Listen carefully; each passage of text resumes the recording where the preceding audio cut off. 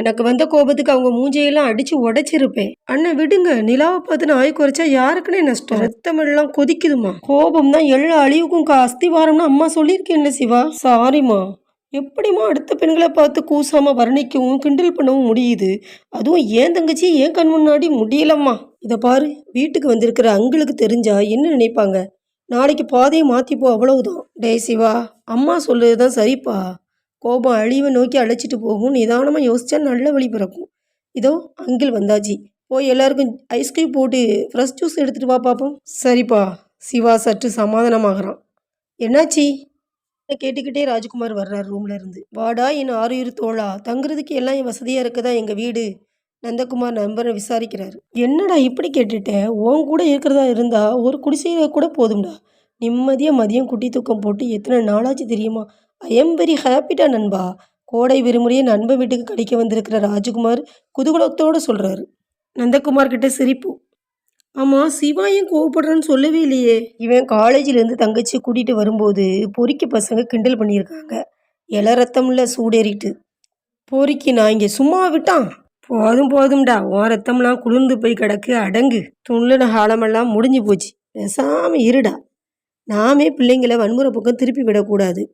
சரி, அதை விடு. இன்னைக்கு எங்கே போகலாம்? ஃபால்ஸா, ஊட்டியா, கொடைக்கானலா? அதை முடிவு பண்ணுவோம். முதல்ல அடிக்கிற வெயிலுக்கு என்னதான் ஏசியை தட்டி கிடந்தாலும் உடம்புல இருக்கிற சூட்டை தண்ணீரை விட்டு இறக்கணும். Hey jolly first falls. அக்கா, தங்கை, நண்பன், மகள் மூவரும் கூச்சலிடுறாங்க. நீ என்னப்பா சொல்கிற? உன் விருப்பம் என்ன? நந்தகுமார் நண்பனோட மகனை கேட்குறாரு. டே, ஒன்னதாண்டா கேட்குறான். எப்போ பாரு வீட்டில் என்ன நடக்குதுன்னு கூட தெரியாமல் ஃபோனை நோண்டிக்கிட்டே இருக்கிறது. மகனை கடிந்தார் ராஜகுமார். எனக்கு எதுவாக இருந்தாலும் ஓகே தான் ஆங்கிள். அப்போ டன். சிவா வந்தான். ஜூஸ் எடுத்துக்கோ பரத். நம்ம வீட்டு மரத்தில் காய்ச்ச மாதுளம்பழம். அம்மாவோட 4வது பிள்ளை எங்கள் தோட்டம். எல்லாமே ஸ்பெஷலாக தான் இருக்கும். சிவா பூரிக்கிறான் அம்மாவை நினைச்சி. நானும் பூர்ணிமா மாதிரி தோட்டம் போடலான்னு பிளான் போடுறேன். ஏதோ சின்னதாக முடியுது. நீ எப்படி தண்ணி தெளிக்கிறது, இயற்கை உரம் தயார் பண்ணுறதுன்னு எனக்கு சொல்லித்தார் ரதி அப்படின்னு சொன்ன சகுந்தலாவை பார்த்து சரின்னு தலையசைக்கிறார் ரதி. எல்லாரும் கிளம்பியாச்சு.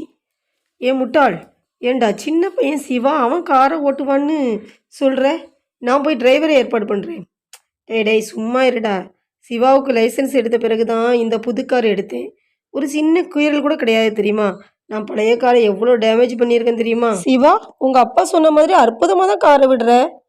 ரோடு ரூல்ஸை நீ பின்பற்றுற விதமும் கனரக வாகனங்கள ஓட்டிகளோட சிரமங்களை உணர்ந்து வழிவிட்டு எடுத்து சொல்கிற லாபகமும் பள்ளிக்கூட வேனு ரோடை கடக்கிற மனுஷங்களுக்கு கொடுக்குற மதிப்பும் சான்ஸே இல்லைப்பா. அதனால தான் உங்கள் அப்பன் தைரியமாக ஓட்டுன்னு கையில் கொடுத்துட்டான். அங்கிள், இவ்வளோ கவனமாக கவனித்த நீங்கள் கூட கிரேட் தான். பரத்து கூட தான் விரட்டி விட்டதுனால தான் நாம் கொஞ்சம் சீக்கிரமாக வந்து சேர முடிஞ்சிருக்குது. மகனுக்கு கை கொடுக்குற சிவாவை புருவங்களை உயர்த்தி பார்க்குறாரு ராஜகுமார். எல்லாரும் நல்லா குளித்து ஆட்டம் போட்டாச்சு. பசி வயிறை கிள்ளுது. அண்ணா வா அண்ணா, ட்ரெஸ் சேஞ்ச் பண்ணுற வரைக்கும் காவலாக நில்லு போதும். பரத்தோட தங்கச்சி கெஞ்சிரா அவங்ககிட்ட. ஏய் போடி, அங்கே குளிக்க தெரியுதில்ல, நீயே இடம் தேடி மாற்றிக்கோ. பரத், லேடிஸோட அன்கம்ஃபர்டபுள் புரிஞ்சுக்கணுங்கப்பா. நீங்கள் வாங்க, அங்கே இருக்குது இடம். வயிறு பசி தாங்க முடியலன்னு பரத் தங்கச்சி வயிற்ற பிடிக்குது. ஓகே ஓகே, ஃபால்ஸில் குளிக்க பசி அதிகமாகத்தான் செய்யும். நீங்களாம் ட்ரெஸ் பண்ணிவிட்டு வர்றதுக்குள்ளே அம்மாட்ட சொல்லி சாப்பாடு எடுத்து வைக்க சொல்கிறேன். ஆஹாஹா, அருமைடா. கட்டு சோரோட சுவையே தனிதான்டா. என் தங்கச்சியோட கைமணம் எந்த 5 ஸ்டார் ஹோட்டலையாவது வருமா? நீ கொடுத்து வச்சவன்டா. நந்தகுமார் சிரிக்கிறாரு. நீ புகழ்றது பார்த்தா சாதம் ஃபுல்லாக ஓன் தட்டிக்கே வந்துடும் போல தெரியுது. நீ என்னடா சொன்ன? வெரைட்டியாக ஹோட்டலில் சாப்பிடலாம்னு தானே சொன்னேன். சரிப்பா, அவ்வளவே நீவே சாப்பிட்டுக்கோ என்றப்போ சிரிப்பலைகள் பொங்குதங்க. அண்ணே, நீங்கள் வச்சு சாப்பிடுங்கண்ணே, அவங்க கிடக்காங்க. தம்பி பரத், நீ சிக்கன் லாலிபாப் எடுத்துக்கோப்பா, ரதி சொல்கிறா. டேய், எப்போ பாரு ஃபோனை நோண்டிக்கிட்டு. ஆண்டி ஒன்று தான் சொல்கிறாங்க, அதை கூட காதில் வாங்குற கவனம் இல்லை. அப்பா மண்டையில் தட்டின வேகம் பரத்தோட தன்மானம் நிமிர்ந்து விருட்டுன்னு எழுந்து போனான். ஏய் பரத், நான் பேசிகிட்டு இருக்க, நீ எழுந்து போனால் என்ன அர்த்தம்? ராஜ் விடு. இப்போ நான் என்னடா சொல்லிட்டேன்? அவன் வளர்கிற விதத்தை பார்த்தியா? நான் எவ்வளோ பொறுமையாக போயிட்டுருக்கேன்னு தெரியுமா அவங்ககிட்ட? நீ விடு ராஜ். பொது இடத்துல பொறுமை வேணும்டா. டேய், நீ சிவாவை வேலை வாங்குறது கூட நான் செய்கிறது கிடையாது. வலுக்கட்டாயமாக நண்பன் நகர்த்திட்டு வந்த நந்தகுமார் சொன்னார். உன்னோட டிஸ்டர்பே சிவாதான்னு தெரியுது. சேச்சா, அப்படிலாம் கிடையாது. வாலிப வயசில் அப்படி தான் இருப்பான்னு என் மனைவி குறை சொன்னால் கூட அவள் வாயை அடைச்சிருவேன்டா இவனுக்காக. டேய் முட்டாள், அதுதான்டா நீ செஞ்ச பெரிய தப்பு.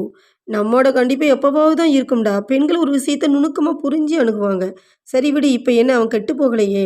இல்லைடா, நாம காட்டுற அன்பு இப்படி வெறுப்பாக வெளிவரும்போது மனசு கடுமையாக வலிக்குது தெரியுமா? சரி விடு. ராஜ், எல்லா பிள்ளைங்களும் தாயோட கருவறையில இருந்து ஒரே விதமாக தான் பூமிக்கு வர்றாங்க. ஒண்ணுக்கு ஒண்ணு முரண்பாடா வளர்றதுக்கு காரணமே நம்ம பெத்தவங்க தான். புரியாம நண்பனை பார்க்குற ராஜ்குமார். இன்னைக்கு பாரு, நாட்டில் எவ்வளவோ சீரழிவுகள் நடக்குது. 60 வயசு கழட்டு கபோதி சிறுமிகிட்ட இச்சையை தீர்த்துக்கிறதும், பல பேர் கூட்டமாக சேர்ந்து மிரட்டி பணிய வச்சு போதைப் பொருள் கொடுக்கறதுன்னு பெண்களை போகப் பொருளாக நினைச்சி சீரழிக்கிற அநியாயம் தாங்க முடியாத கொடுமையாக மனசை கீறி ரணப்படுத்தி எடுக்குது. படைச்சவன் இருக்கான்ற பயம் கூட தொழில் இல்லாமல் தப்பு பண்ணுற வேலையெல்லாம் எதனால் நடக்குதுன்னு நினைக்கிறேன். முதல்ல குடும்பம்ன்ற உள்வாங்கல் பிள்ளைங்க கிட்ட இல்லை. பிள்ளைங்க வளர்ந்து முதல் கேள்வி கேட்கும்போது உனக்கு ஒன்றும் தெரியாது, ஓரமாக போன்னு சொல்லும்போதே ஒதுங்க ஆரம்பிச்சிடுறாங்க.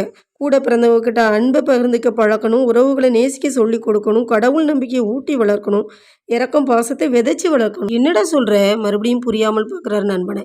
ஆமாடா, பெற்றவங்க பேச்சை கேட்க சொல்கிற மாதிரி அவங்க பேச்சு பேச வர்றப்போ விஷயத்தை கொஞ்சம் காது கொடுத்து கேட்கோம்னா, அவங்க செல்ஃபோனுக்குள்ளே யாரோ ஒருத்தர் கண்டுபிடிச்ச விளையாட்டுக்குள்ளேயும் கண்டறிவுக்குள்ளேயும் போக தேவையில்லை பாரு. நாம் கொடுக்குற குடும்ப பிணைப்பில் அப்படியே அவங்க நவீனத்துக்குள்ளே போனாலும் பாதுகாப்பாக திரும்பி வந்துடுவாங்க. ஒன்று மட்டும் நல்லா தெரிஞ்சுக்கடா, பெண் பிள்ளைங்களை மட்டும் பொத்தி பொத்தி வச்சு அங்கே போகாத அங்கே அவங்க கூட சேராதன்னு சொல்கிறதோடு நிற்காம, ஆம்பளை பிள்ளைங்களுக்கும் குடும்ப உறவுகளோட மதிப்பையும் கற்போட பேணுதலையும் சொல்லி கொடுத்து வளர்த்தோம்னா அவங்க எல்லாருக்கும் நல்லவங்களாகவும் மனைவிக்கு உண்மையான கணவனாகவும் நடப்பாங்கடா.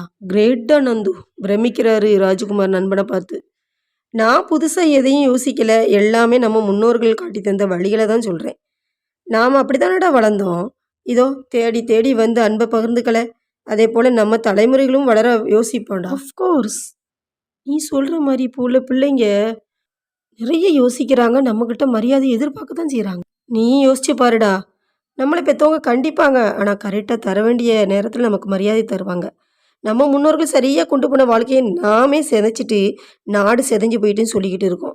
இனி மாற்றுவோம், நம்ம பிள்ளைங்க நமக்கு கிடைப்பாங்க இன்னும் நண்பனை இறுகி கட்டிக்கிட்டார் ராஜகுமார். சூப்பர்டா, நானும் இனி நல்ல அப்பாவாக இருந்து ஒரு நல்ல மகனை உருவாக்க ஆசைப்படுறேன்டா. நண்பர்கள் 2 பேருமே சந்தோஷமாக குதூகலத்தோட பிள்ளைங்களோட என்ஜாய் பண்ண கிளம்பிட்டாங்க.